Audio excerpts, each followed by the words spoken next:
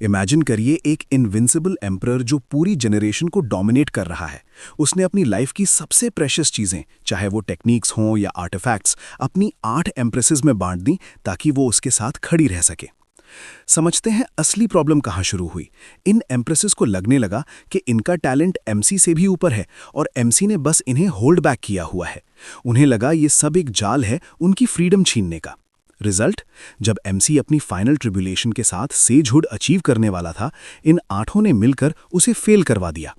पर यहां आता है असली गुरु लेवल ट्विस्ट। एमसी और वो 8 एम्प्रेसेस पास्ट में वापस आ चुके हैं। अब एमसी ने ठान ली है, इस बार कोई हेल्प नहीं मिलेगी। इन्हें पता चलेगा कि मेरे बिना इनकी असली औकात क्या है।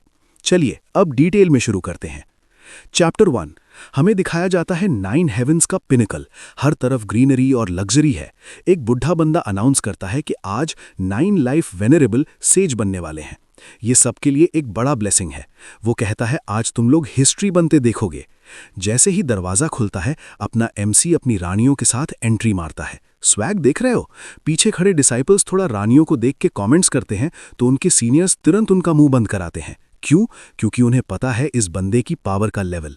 इसने अकेले याओ क्लैंस और पूरे डीमन डोमेन को मिट्टी में मिला दिया था। सीन शिफ्ट होता है ट्रिब्यूलेशन की तरफ। एमसी बिना डरे फुल कॉन्फिडेंस में सीधा बिजलियों के सेंटर में घुस जाता है। सब हैरान हैं, पर तभी उस ट्रिब्यूलेशन के बीच में एक मिस्टीरियस एल्डर फिगर दिखाई देती है। अब यहां से सीन काफी इंटेंस होने वाला है, तो देखिए होता क्या है। जैसे ही वो बाहर आता है, हमारा एमसी भी थोड़ा शॉक हो जाता है। एक लड़की बताती है कि ये कोई ऐसी वैसी चीज नहीं, बल्कि सदियों पुरानी top rank heavenly venerable गूक्विंग tribulation है। एल्डर्स को लगता है कि उनका 9 लाइफ वेनरेबल इनविंसिबल है, पर हमारा एमसी तो सीधा गूक्विंग से कहता है, क्या हम बैटल शुरू करें? दोनों की फाइट शुरू होती है और भाई क्या बवाल मचता है। स्पेस फटने लगता है, चारों तरफ धमाके और लाइट ही लाइट। पर असली ट्विस्ट देखिए, एमसी की एम्प्रेसेस के चेहरे पर फिक्र का नामो निशान नहीं है। वो तो उल्टा ये कह रही हैं कि वो इसी मोमेंट का वेट कर रही थीं। अब समझते हैं गूक्विंग की असली पावर को। वो यूज करता है डाओ ऑफ टाइम। इसका लॉजिक ये है कि उसके क्लोन्स हर एक टाइमलाइन में जाकर हमारे एमसी को हंट करेंगे। अगर एक भी टाइमलाइन में एमसी हारा तो यहां रियल बॉडी का काम तमाम। एमसी थोड़ा स्वैग दिखाते हुए बोलता है कि मैं हर टाइमलाइन में अनराइवल रहा हूं, पर तभी गूक्विंग बॉम्ब फोड़ देता है। वो कहता है कि मैं तो तुझे हर एरा और हर टाइमलाइन में कब का खत्म कर चुका हूं। मैंने हर जगह से तेरा वजूद मिटा दिया है। ये सुनते ही एमसी को ऐसा झटका लगता है कि वो सीधा जमीन पर ढेर हो जाता है। गूक्विंग रिवील करता है कि एमसी के अंदर यिन यांग डाओ डिवाउरिंग गू ने अपनी जड़ें जमा ली हैं, जिसकी वजह से वो हर टाइमलाइन में इतनी आसानी से मारा गया। एमसी को तब असलियत रियलाइज होती है और वो अपनी एम्प्रेसेस की तरफ देखता है। पर सीन देखिए, सारी एम्प्रेसेस उस पर जोर जोर से हंस रही थीं। सच तो ये है कि ये गू सिर्फ यूनियन के वक्त ही इम्प्लांट किया जा सकता है। गूक्विंग के पास टाइम पावर्स हैं, इसलिए उसे एमसी के हर मूव के बारे में सब पहले से पता था। देखिए यहां मैटर एकदम सीरियस हो चुका है। समझते हैं इस सिचुएशन को। एमसी को लग रहा था कि उसने इन औरतों को प्यार और इज्जत दी, पर बदले में उसे क्या मिला? सिर्फ धोखा। एक एम्प्रेस बोलती है कि हम तो बस डर के मारे साथ थे, तुमने हमें डोमिनेट किया।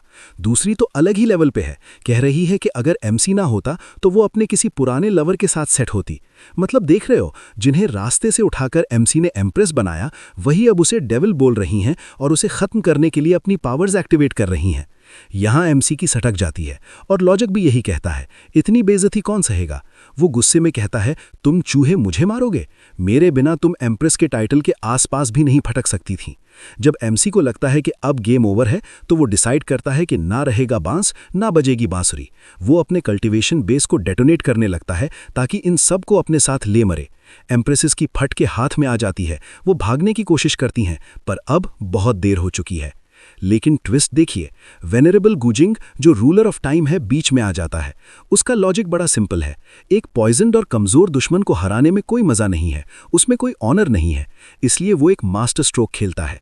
वो अपनी time and space reversal technique use करके एमसी के साथ उन 8 धोखेबाज एम्प्रेसेस की सोल्स को 50 साल पीछे पास्ट में भेज देता है।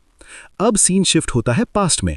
एमसी होश में आता है तो हैरान रह जाता है, क्योंकि उसके ठीक सामने वही चू लिंग खड़ी है जो फ्यूचर की 9 हेवंस एम्प्रेस बनने वाली है। बेसिकली अब राउंड 2 शुरू हो चुका है और इस बार एमसी के पास चांस है पूरा हिसाब बराबर करने का। देखिए कहानी में अब एक मेजर ट्विस्ट आता है। स्वॉर्ड मेडन जो इस टाइम पे सिर्फ एक सर्वेंट है, उसका दिमाग पूरी तरह चकराया हुआ है। जैसे ही वो अपने सामने एमसी यानी लुई को देखती है, उसे 440 वोल्ट का झटका लगता है। वो मन ही मन चिल्ला रही है कि क्या ये सच में पास्ट है, क्या वो सब सिर्फ एक बुरा सपना था। अब समझते हैं एमसी का पॉइंट ऑफ व्यू। लुई उसके एक्सप्रेशन देखकर समझ जाता है कि गेम ऑन है, ये लड़की भी पास्ट में वापस आ चुकी है।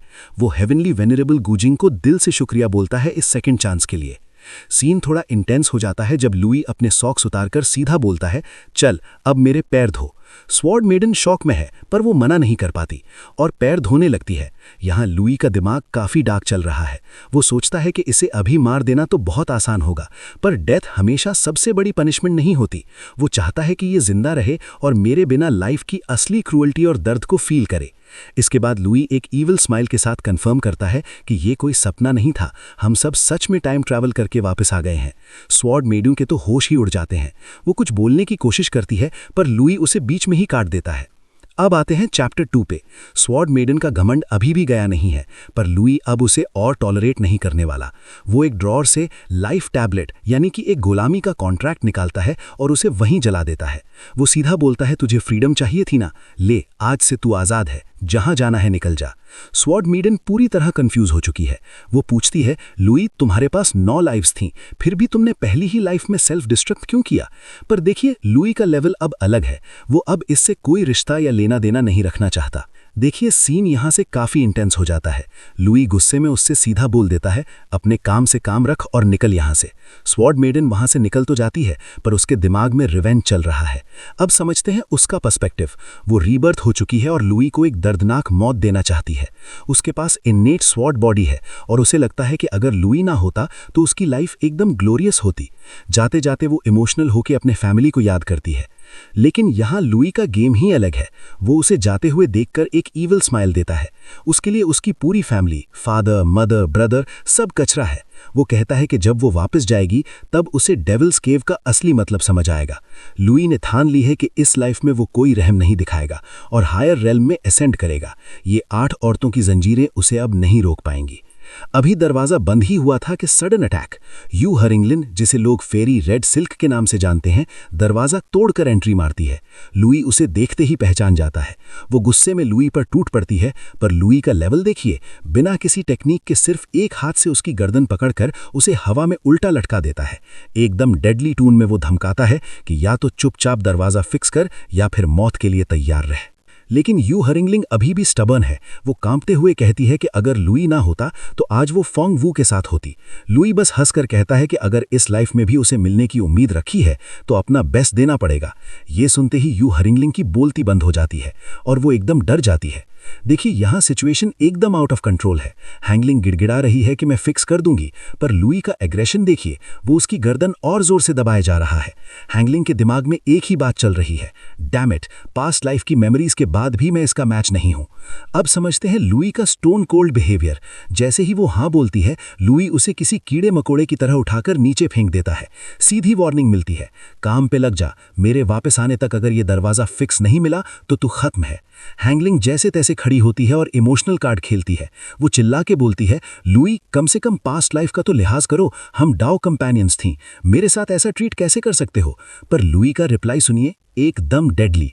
वो कहता है, वो पास था बॉस, अब इस लाइफ में हम एक दूसरे के लिए कुछ भी नहीं है। हैंगलिंग को तो वहीं 440 वोल्ट का झटका लग जाता है। फिर सीन शिफ्ट होता है और हमें दिखाया जाता है एक बहुत ही सुंदर गार्डन वाला एरिया, जहां पर वाइब्स थोड़ी रिलैक्स्ड है। जहां हमारी एंजेलिक ब्यूटी बाय कोएलांग खड़ी है। लुई जैसे ही वहां पहुंचता है, बायो से तुरंत सेंस कर लेती है। लुई बड़े रिस्पेक्ट के साथ उन्हें मास्टर बोल के ग्रीट करता है, पर बाय कोएलांग की नजर सीधा उसकी लाइफ्स पर जाती है। अब यहां समझते हैं असली टेंशन। बाय एकदम शॉक हो जाती है कि लुई के पास 9 लाइफ्स की जगह सिर्फ एक ही लाइफ क्यों बची है। लुई थोड़ा ऑकवर्ड फील करता है और सर खुजाते हुए झूठ बोल देता है कि मास्टर, स्किल इशू की वजह से ब्रेक थ्रू के टाइम मैंने सारी लाइफ्स फ्यूज कर दी। लेकिन बाय कोएलांग का गुस्सा अलग ही लेवल पे है। वो सीधा वार्निंग देती है कि मैंने केओशियन पावर को सप्रेस करने का वे ढूंढ लिया है, इसलिए पास्ट के सारे इवेंट्स को एक बुरा सपना समझकर भूल जाओ। अगर ऐसे घटिया थॉट्स दोबारा आए तो मैं तुम्हें सेक्ट से मिटा दूंगी। पर भाई यहाँ आता है ट्विस्ट। लुई मन ही मन हंस रहा है। असल में उसने खुद वो पॉइजन अपनी बॉडी में लिया था ताकि बाय एक थियान एम्प्रेस बन सके। सैक्रिफाइस देख रहे हो? सीन शिफ्ट होता है और हम देखते हैं कि लुई का कल्टीवेशन बेस गिरकर ची कंडेंसेशन रियल्म के 5th स्टेज पे आ गया है। मतलब अब फिर से जीरो से ग्राइड करना पड़ेगा। तभी एंट्री होती है उसके पुराने साथी यानी सिस्टम की। अब लॉजिकल ब्रेकडाउन देखिए। सिस्टम अब कोई नॉर्मल मशीन नहीं बल्कि खुद हेवनली डाओ बन चुका है। उसे अब चलने के लिए किसी एनर्जी की जरूरत नहीं है। लुई थोड़ा चिढ़ के पूछता है कि भाई इतनी खतरनाक ट्रिब्यूलेशन मेरे ऊपर ही क्यों गिराई? तो सिस्टम का सैवेज रिप्लाई आता है, बिल्कुल। लॉजिकली समझें तो सिस्टम ने तो गेम बजाना ही था। आफ्टर ऑल होस्ट को पॉलिश करने के लिए अल्टीमेट चैलेंज देना जरूरी था।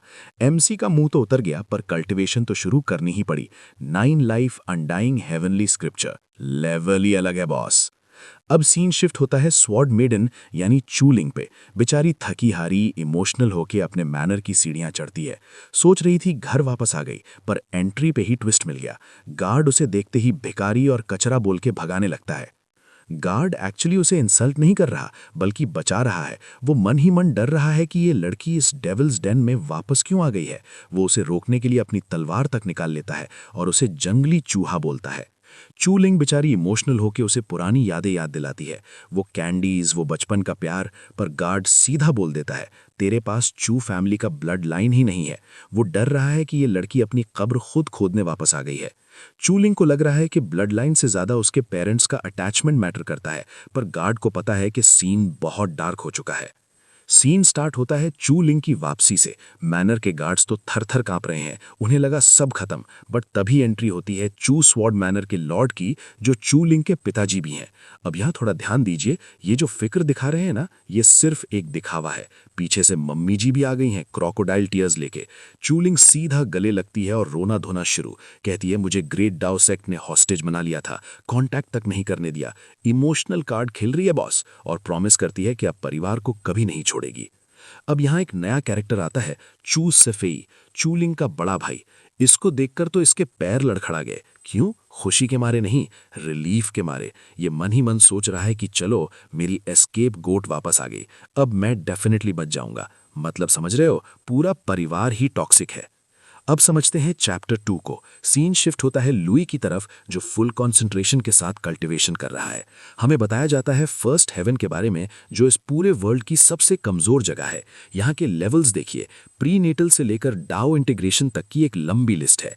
लुई ने अपने पिछले जन्म के एक्सपीरियंस का पूरा फायदा उठाया। सिर्फ 15 दिनों में 5th स्टेज ची रिफाइनिंग से सीधा 9th लेयर तक पहुंच गया। स्पीड तो देखो।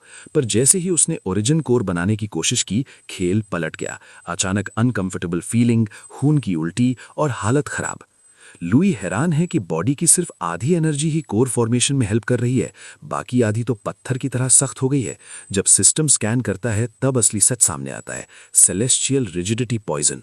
लुई तुरंत समझ गया कि ये उन घटिया औरतों का ही काम है। सिर्फ यांग डाउ डिवाउरिंग गू से उनका मन नहीं भरा तो इंश्योरेंस के लिए ये जहर भी पेल दिया।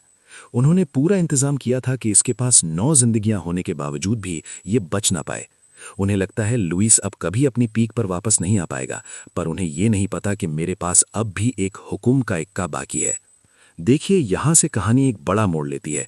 लुई अपना हाथ घुमाता है और सामने एक बड़ी सी सिस्टम स्क्रीन खुल जाती है, जिस पे कुछ अजीब सा लिखा होता है। वो पूछता है, सिस्टम, क्या इस पॉइजन को न्यूट्रलाइज करने का कोई लॉजिक या मेथड है? सिस्टम एकदम शांत आवाज में बताता है, हाँ बिल्कुल, आपको बस ब्रेक थ्रू करके ओरिजिन को रियल्म पे पहुंचना है और अपनी ट्रू ची का स्ट्रक्चर बदलकर उसे ट्रू एसेंस में कन्वर्ट करना है। इससे ये पॉइजन नेचुरली डिसॉल्व हो जाएगा। अब यहाँ लुई थोड़ा कंफ्यूज हो जाता है। समझते हैं इसका रीजन। लुई कह रहा है कि अभी वो अपनी बॉडी की सिर्फ आधी एनर्जी ही यूज कर सकता है, बाकी आधी सॉलिड हो चुकी है। ऐसे में ब्रेक थ्रू करना टेक्निकली इम्पॉसिबल है।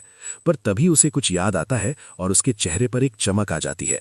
वो हंसता है और कहता है, वेट, मुझे याद आया, मैंने अपनी पिछली जिंदगी में एक परफेक्ट रिटर्न टू ओरिजिन पिल बनाई थी।